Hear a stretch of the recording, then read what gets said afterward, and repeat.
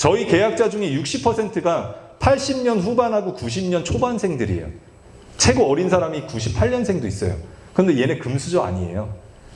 근데 공통적으로 공무원들이 많더라고요. 근데 어떻게 계약을 하냐면 저도 이제 50인데 저희가 어릴 때 이렇게 컸죠. 야, 내가 살게. 오늘 내가 살게. 야, 내가 낼게. 라고 컸는데 얘네들은 그렇게 안 컸어요. 야, 네가 먹은 건 네가, 내가 먹은 건 내가. 경제관념을 어릴 때부터 받고 자랐던 애들이 무슨 생각을 했냐면 야, 내년에 분양가가 반드시 지금 6억 3,700이 나왔으면 내년엔 6억 5천이고 내후년에는 6억 후반대가 될 거야. 근데 내가 1년에 1억은 벌지 못하는데 지금 5억 4,700이고 내년에 6억 5천이면 1억 차이가 생겨버립니다.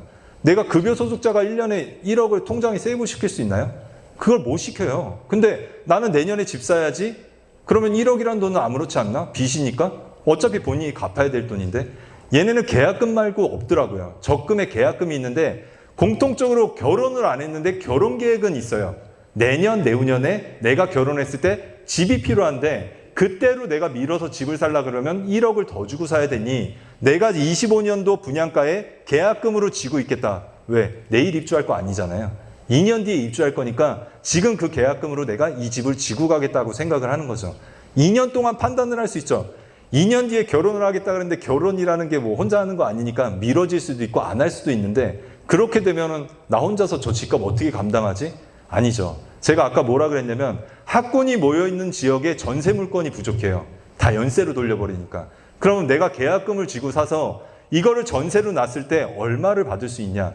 현재 간드락에서 정원파인즈 7년이 넘은 72세대짜리가 지금 전세 가격이 3억 5천에 나와 있어요. 그리고 최근에 지었던 게 전세 가격이 4억입니다. 그러면 2년 뒤 전세 분석가를 확인해 봤더니 4억 8천이에요. 그러면 내가 5,500만 원이란 계약금을 내고 5억대의 전세금을 받아서 세입자를 먼저 집어넣는 거죠. 그리고 그 5억으로 집값을 갚아버려요. 그럼 세입자는 빚이 없는 집에 먼저 들어간 거예요. 내가 갖고 있는 집주인이 될 수 있는 방법은 많은데 그리고 베라체도 제가 살아서 정보를 많이 알고 있는데 거기에 많은 집주인들이 어디 거주하냐면요. 거기에 안 살아요. 전부 다 노형에 살아요. 이 사람들이 계약할 때 초기 자금을 적게 넣고 그 집을 지고 있다가 연세를 계속 돌린 거예요. 그 연세로 원금이자를 갚으면서 살아왔던 거예요. 그러면서 시세가 올라가니까 그 시세 차익을 보고 팔아버렸습니다. 정말 똑똑하죠. 근데 기회는 똑같이 있었잖아요. 그러니까 그 기회가 지금이 맞아요. 내가 내년으로 미루면 내가 1년에 1억은 벌지 못하는데 내년에 1억을 더 주고 산다? 그럼 내년 돼서 이렇게 얘기를 하실 거예요. 아이씨, 내후년에 보자. 아니면 분양가 더 좋은 가격에 나오면 그때 한번 사야겠다. 그래서 지금 타이밍이 상당히 좋은 타이밍이라고 보시고 그리고 토지에 대해서 이제 제가 아까 비전을 말씀드렸는데 어떻게 단순하게 비교하시면 되냐면 이도주공이 35년 넘었잖아요. 그 아파트는 3천만 원 주고 산 거예요. 근데 지금 이 3천만 원 주고 산 아파트를 23년도에 8억 6천에 실거래가가 떴습니다. 그 썩은 아파트를 3천만 원짜리를 8억 6천 주고 산 거예요. 30배 더 주고. 왜 샀을까요? 그 사람들은요, 정신이 나가서 산 게 아니고요. 위파크가 10억인데 10억의 가치가 없다고 판단을 했고, 이도주공은 차라리 여기에 제주도에 처음으로 힐스테이트가 들어오는데 이거 1600세대 들어오면 당연히 가치가 있다. 앞으로 나올 분양가는 15억 이상이기 때문에 내가 지금 이걸 사는 게 맞다고 보는 거죠. 그래서 8억을 주고 사고 추가 분담금이 발생을 합니다. 그 사람들은 이 썩은 아파트를 산 게 아니고 그 밑에 땅을 산 거잖아요. 지금 철거해버리면 나는 201호를 계약했는데 집이 없어져 버리면 권리를 뭘로 주장하죠? 대지 지분밖에 안 남아요. 그 대지 지분을 8억을 주고 샀더니 13억 7천에 분양하는 회사가 뭐라 그랬냐면 야, 너 땅 조금밖에 없잖아. 그러니까 너 4억 더 내. 그게 추가 분담금이 나온 거예요. 권리가 작기 때문에 그거에 대한 비용을 더 내라는 게 추가 분담금이에요. 제가 물어보면 다 이상한 소리들을 하세요. 뭐 공사비가 비싸서 브랜드 값이 더 내요. 그게 아니고 네 권리가 요만큼이니까 이만큼 더 내라는 금액이 추가 분담금으로 4억이 나온 거예요. 근데 이런 투자는 12억이 있어야지 할 수 있어요. 내가 내 돈 12억을 갖다 넣는 거예요. 계약금도 아니고. 이렇게 돈을 넣고 1억 7천을 싸게 산 거예요. 근데 이걸 중간에 사셨던 분들은 더 많은 이익을 보셨겠죠. 막 2억, 3억 대도 매입을 하셨고 6억 대도 매입을 하셨으니까. 근데 뒤늦게 판단하신 분들이 야 그거라도 내가 입주권 받아가지고 청약때 떨어지더라도 그냥 갖고 들어갈 수 있는 방법으로 가자라고 생각해서 지금 이렇게 움직이고 있다는 거예요.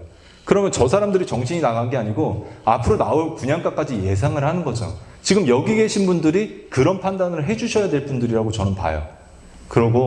그러면은 아까 저희의 메리트는 땅이라 그랬는데 대지 지분이 이게 18,000평이면 아파트 세대로 따지니까 1200세대가 넘게 들어올 수 있는 땅이에요. 2만 평이 가까이 되는 땅이니까. 근데 여기에 저희가 360세대밖에 안 들어가요. 그러니까 계약서상의 대지 지분이 47.8평이 명시가 되어 있어요.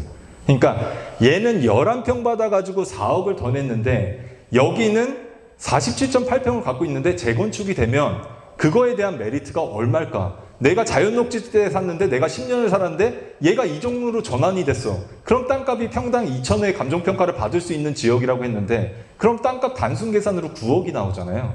그러니까 여기에 대한 메리트는 결국엔 땅인 거죠. 그러면 여기서 질문 한 가지를 하셔야 되는데 아니 본부장님 이거 재건축 나 늙어 죽을 때 하라는 소리예요? 30년 뒤잖아요. 아니에요. 이게 아파트 아니라고 했죠. 그래서 리스크라고 생각했었는데 이게 아파트가 아니기 때문에 아파트의 규제를 받지 않습니다. 네, 재건축을 빨리 진행할 수 있죠. 근데 재건축이라는 게 기간이 짧아졌다고 뚝딱뚝딱 되진 않아요. 오래 걸리겠죠. 근데 저는 보는 게 뭐냐면 이도주공이 10몇 년 전에 재건축 발표를 했을 때 3천만 원짜리 아파트가 6억에 거래되는 현상을 봤어요. 왜? 사람들은 그 분양가가 높아질 거라고 생각을 하고 있었거든요. 그러면 우리가 재건축을 더 빨리 진행을 할 수 있는데 재건축이 안 되더라도 얘네가 재건축을 할 수 있대. 그리고 16만 평의 아파트들이 들어오는데 분양가가 15억 이상이래. 그러면 사람들은 뭘 볼까요? 이도주공 같은 땅을 보겠죠. 얘네는 지금 내가 5억에 사서 11억에 내놔도 이걸 삽니다. 왜? 4억이나 싸게 살 수 있잖아요. 아까 이도주공은 1억 7천을 싸게 사기 위해서 12억이라는 돈을 갖다 놓는데 여기는 대지 지분이 넓어서 추가 분담금이 발생을 하지 않죠. 육지에서 이런 대지 지분을 갖고 가신 분들은 대형 평수의 입주권을 받고 입주를 해버려요. 이게 그만큼 메리트가 있는 토지라고 보시면 되고 여기가 만약에 첨단이나 정말 생뚱맞게 어디 신업리에 개발을 해가지고 들어간다 그러면 메리트가 없겠죠. 근데 여기가 베라체 건너편이잖아요. 바로 학군이 지금 형성되어 있는 게 직선거리 300m의 탐라중학교와 아라중학교가 있어요. 그리고 우리 애기 다니는 남강초, 일중이 있죠. 그 다음에 중앙여고가 있습니다. 옆에 이도초 동강초가 있고 위에 영평초가 있어요. 위쪽에 신성 여중여고까지 위치를 하고 있죠. 반경 500m 안에 11개 학군이 몰려 있어요. 삼하든 연동이든 아까 연동 계약자도 오셨는데 뭐라 그러시냐면 자기 애기 이제 6학년인데 중학교를 저도 이제 처음 알았는데 12개 지원을 해야 된대요. 학교가 부족해서. 근데 여기에 다 몰려 있는 거예요. 그래서 집을 옮길 계획을 갖고 계시더라고요. 지금 사람들이 생각하는 지역이 여기가 맞거든요. 왜? 내가 애를 키우면. 근데 나는 애가 다 커서 필요 없어가 아니고 내가 집값에 가장 큰 영향을 받는 건 학군 인프라인데 여기가 맞아요.